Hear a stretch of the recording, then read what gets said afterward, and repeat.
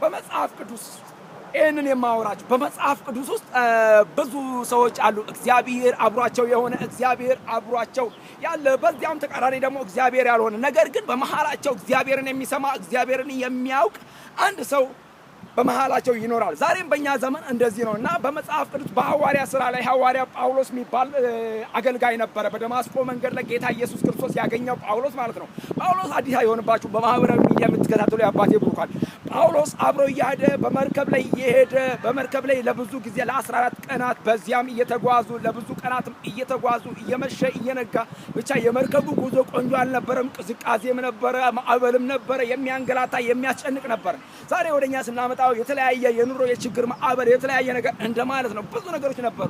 በዚህ መካከል አብረው እየሄዱ ይላል መጽሐፍ ቅዱስ ሲናገር ይኸውልህ መርከቡ የሆነ እየሄደ ያማታቸው ነበር። ያለውን ዕቃ እያነሱ ይጥሉ ነበር ምናልባት ቢቀልልም ብለው ማለት ነው። ጳውሎስ ግን በዚህ መሃል አንዳች ነፍስ የሚጠፋ የለም በሰላም እንደርሳለን ብሎ እግዚአብሔር የተናገረውን ተናገራቸው። ወዳጆቼ ወንድሞቼ አንድ ነገር ልንገራችሁ። ጳውሎስ በደህና እንደርሳለን ካለ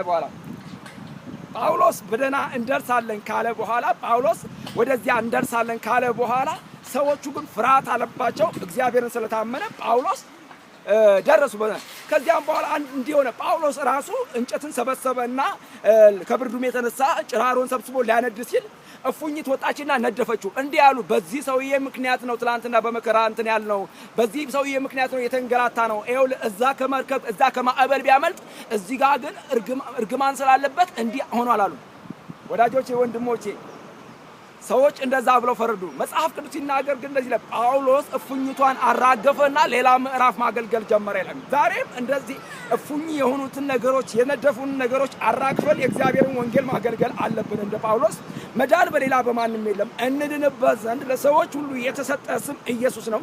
የልጁ የኢየሱስ ክርስቶስ ደም ከኃጢአት ሁሉ ያነጻል፣ ያድናል። ጌታ ለዘላለም ይባረክ። ተባረኩልኝ። አምላኬ እንደ ባለጠግነቱ በክብር በክርስቶስ ኢየሱስ የሚያስፈልገን ሁሉ ይሙላብን።